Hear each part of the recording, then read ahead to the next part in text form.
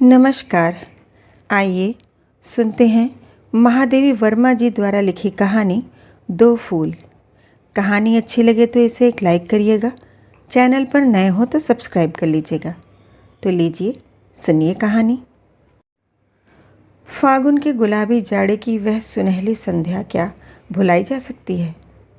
सवेरे के पुलक पंछी वैतालिक एक लयवती उड़ान में अपने अपने नीड़ों की ओर लौट रहे थे।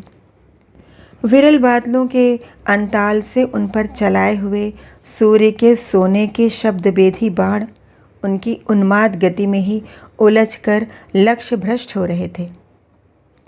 पश्चिम में रंगों का उत्सव देखते देखते जैसे ही मुहफेरा के नौकर सामने आ खड़ा हुआ, पता चला अपना नाम न बताने वाले एक वृद्ध मुझसे मिलने की प्रतीक्षा में बहुत देर से बाहर खड़े हैं।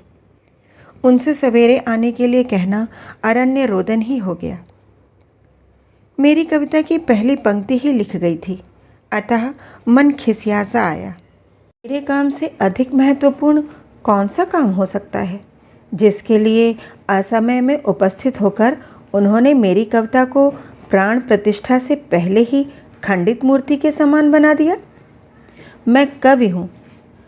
मैं जब मेरे मन का संपूर्ण अभिमान पूंजीभूत होने लगा, तब यदि विवेक का पर मनुष्य नहीं मैं छिपा व्यंग बहुत गहरा न चुभ जाता तो कदाचित मैं न उठती। कुछ खींची कुछ कठोर सी मैं बिना देखे ही एक नई और दूसरी पुरानी चप्पल में पैर डालकर जिस तेजी से बाहर आई, उसी तेजी से उस अवांछित आगंतुक के सामने निस्तब्ध और निर्वाक हो रही। बचपन में मैंने कभी किसी चित्रकार का बनाया कण्व ऋषि का चित्र देखा था। वृद्ध में मानो वह सजीव हो गया था। सफ़ेद बाल और दूध फेनी सफ़ेद दाढ़ी वाला वह मुख झुर्रियों के कारण समय का अंक गणित हो रहा था। कभी की सतेज आँखें आज ऐसी लग रही थीं मानो किसी ने चमकीले दर्पण पर फूंक मार दी हो। एक क्षण में ही उन्हें धवल सिर से लेकर धूल भरे पैरों तक, कुछ पुरानी काली चप्पलों से लेकर पसीने और मैल की एक बहुत पतली कोर से युक्त खादी की धुली टोपी तक देखकर कहा, आपको पहचानी नहीं? अनुभवों से मलिन पर आंसुओं से उजली उनकी दृष्टि पल भर को उठी। फिर कांस के फूल जैसी बरौनियों वाली पलकें झुक आईं, न जाने व्यथा के भार से, न जाने लज्जा से। एक क्लांत पर शांत कंठ ने उत्तर दिया, जिसके द्वार पर आया है उसका नाम जानता है। इससे अधिक मांगने वाले का परिचय क्या होगा? मेरी पोती आपसे एक बार मिलने के लिए बहुत विकल है। 2 दिन से इसी उधेड़-बुन में पड़ा था। आज साहस करके आ सका हूँ। कल तक शायद साहस न ठहरता, इसी से मिलने के लिए हट कर रहा था। पर आप क्या इतना कष्ट स्वीकार करके चल सकेंगी? तांगा खड़ा है। मैं आश्चर्य से वृद्ध की ओर देखती रह गई। मेरे परिचित ही नहीं बल्कि अपरिचित भी जानते हैं कि मैं सहज ही कहीं आती जाती नहीं। यह शायद बाहर से आए हैं। वृद्ध के लज्जित होने का कारण मैं न समझ सकी। उनके होंठ हिले पर कोई स्वर न निकल सका और मुंह फेर कर गीली आंखों को छिपाने की चेष्टा करने लगे। उनका कष्ट देखकर मेरी बीमारी के संबंध में प्रश्न करना स्वाभाविक ही था। वृद्ध ने नितांत हताश मुद्रा में स्वीकृत सूचक मस्तक हिलाकर कुछ बिखरे से शब्दों में यह स्पष्ट कर दिया कि उनके एक पोती है जो 8 की अवस्था में मात्र पितृहीन और 11वें वर्ष में विधवा हो गई थी। अधिक तर्क वितर्क का अवकाश नहीं था। सोचा वृद्ध की पोती अवश्य ही मरणासन है, बेचारी अभागी बालिका। पर मैं तो कोई डॉक्टर या वैद्य नहीं हूँ और मुंडन, कंछेदन आदि में कवि को बुलाने वाले लोग अभी उसे गीतावाचक के समान अंतिम समय में बुलाना नहीं सीखे हैं। वृद्ध जिस निहोरे के साथ मेरे मुख का प्रत्येक भाव परिवर्तन देख रहे थे, उसी ने मानो मेरे कंठ से बलात् कहला दिया। चलिए किसी को साथ ले लूं क्योंकि लौटते लौटते अंधेरा हो जाएगा। नगर की शिराओं के समान फैली और एक दूसरी से उलझी हुई गलियों से, जिनमें दूषित रक्त जैसा नालियों का मैला पानी बहता है और रोग के कीटाणुओं की तरह नए मैले बालक घूमते हैं, मेरा उस दिन विशेष परिचय हुआ। किसी प्रकार का एक तिमिंजले मकान की सीढ़ियां पार कर हम लोग ऊपर पहुँचे। दालान में ही मैली फटी दरी पर खंबे का सहारा लेकर बैठी हुई एक स्त्री मूर्ति दिखाई दी, जिसकी गोद में मैले कपड़ों में लिपटा एक पिंड सा था। वृद्ध मुझे वहीं छोड़कर भीतर के कमरे को पार कर दूसरी ओर के छज्जे पर जा खड़े हुए, जहाँ से उनके थके शरीर और टूटे मन को धुंधले चलचित्र का कोई मूक पर करुण दृश्य बनने लगा। एक उदासीन कंठ से आइए में निकट आने का निमंत्रण पाकर मैंने अभ्यर्थना करने वाली की ओर ध्यान से देखा। वृद्ध से उसकी मुखाकृति इतनी मिलती थी कि आश्चर्य होता था। वही मुख की गठन, उसी प्रकार के चमकीले पर धुंधले नेत्र और वैसे ही कांपते होंठ। रूखे बाल और मलिन वस्त्रों में उसकी कठोरता वैसी ही दयनीय जान पड़ती थी जैसी जमीन में बहुत दिन गड़ी रहने के उपरांत खोदकर निकाली हुई तलवार। कुछ खिजलाहट भरे स्वर में कहा, बड़ी दया की, पिछले 5 महीने से हम जो कष्ट उठा रहे हैं उसे भगवान ही जानते हैं। अब जाकर छुट्टी मिली है, पर लड़की का हट तो देखो, अनाथालय में देने के नाम से बिलखने लगती है। किसी और के पास छोड़ आने की चर्चा से अन्न जल छोड़ बैठती है। बार बार समझाया कि जिससे न जान न पहचान उसे ऐसी मुसीबत में घसीटना कहाँ की भलमनसाहत है, पर यहाँ सुनता कौन है। लाला जी बेचारे तो संकोच के मारे जाते ही नहीं थे, पर जब हार गए तब झक मारकर जाना पड़ा। अब आप ही उद्धार करें तो प्राण बचे। इस लंबी चौड़ी सार गर्भित भूमिका से आवाक मैं जब कुछ प्रकृति हुई, तब वस्तु स्थिति मेरे सामने धीरे धीरे वैसे ही स्पष्ट होने लगी जैसे पानी में कुछ देर रहने पर तल की वस्तुएं। यदि यह न कहूँ कि मेरा शरीर सिहर उठा था, पैर आवसन हो रहे थे और माथे पर पसीने की बूंदें आ गई थीं, तो असत्य कहना होगा। सामाजिक विकृति का बौद्धिक निरूपण मैंने अनेक बार किया है, पर जीवन की एक विभीषिका से मेरा यही पहला साक्षात था। मेरे सुधार संबंधी दृष्टिकोण को लक्ष्य करके परिवार में प्रायः सभी ने कुछ निराश भाव से सिर हिलाकर मुझे यह विश्वास दिलाने का प्रयत्न किया कि मेरी सात्विक कला इस लू का झोंका न सह सकेगी और साधना की छाया में पले मेरे कोमल सपने इस धुएं में जी न सकेंगे। मैंने अनेक बार सबको यही एक उत्तर दिया है कि कीचड़ से कीचड़ को धो सकना न संभव हुआ है न होगा। उसे धोने के लिए निर्मल जल चाहिए। मेरा सदा से विश्वास रहा है कि अपने दलों पर मोती सा जल भी न ठहरने देने वाली कमल की सीमातीत स्वच्छता ही उसे पंख में जीने की शक्ति देती है। और तब अपने ऊपर कुछ लज्जित होकर मैंने उस मटमैले शॉल को हटाकर निकट से उसे देखा, जिसको लेकर बाहर भीतर इतना प्रलय मचा हुआ था।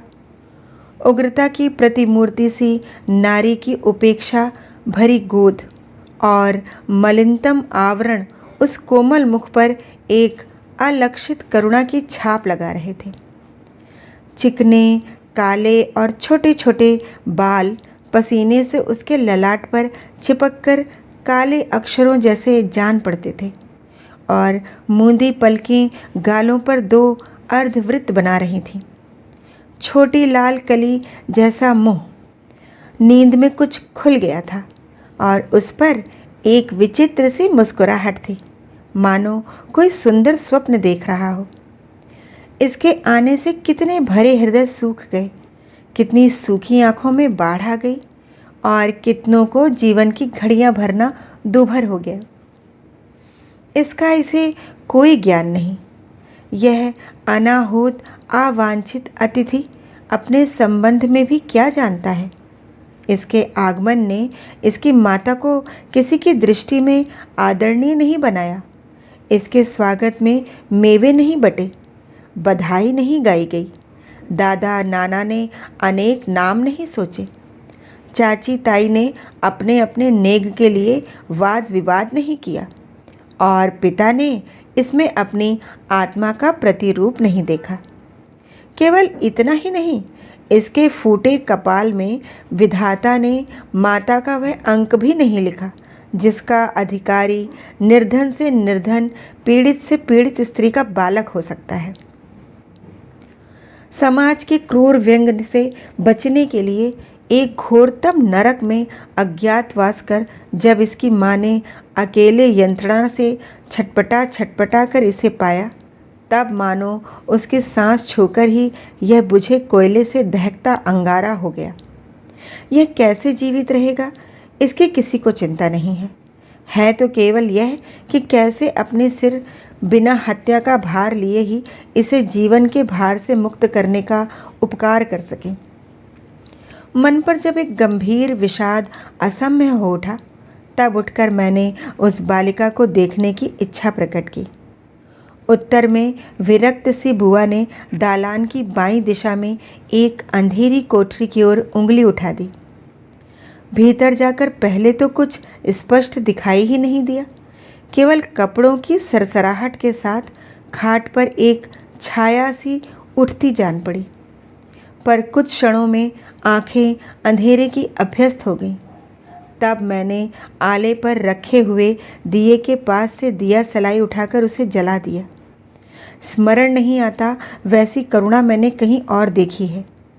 खाट पर बिछी मैली दरी, सहस्त्रों सिकुड़न भरी मलिन चादर और तेल के कई धब्बे वाले तकिए के साथ मैंने जिस दयनीय मूर्ति से साक्षात किया, उसका ठीक चित्र दे सकना संभव नहीं है।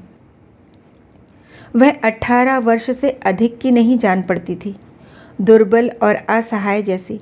सूखे होंठ वाले, सांवले, रक्तहीनता से पीले मुख में आंखें ऐसे जल रही थीं जैसे तेलहीन दीपक की बत्ती।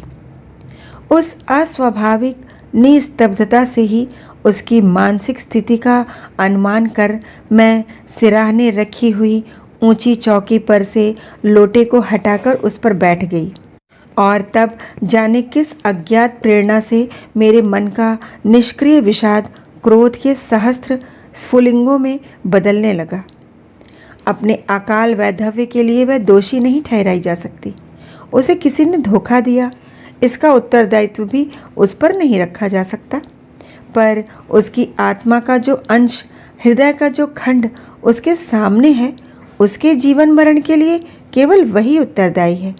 कोई पुरुष यदि उसको अपनी पत्नी स्वीकार नहीं करता, तो केवल इसी मिथ्या के आधार पर वह अपने जीवन के इस सत्य को, अपने बालक को अस्वीकार कर देगी। संसार में चाहे इसको कोई परिचयात्मक विशेषण न मिला हो, परंतु अपने बालक के निकट तो यह गरिमामयी जननी की संज्ञा ही पाती रहेगी। इसी कर्तव्य को अस्वीकार करने का यह प्रबंध कर रही है। किस लिए?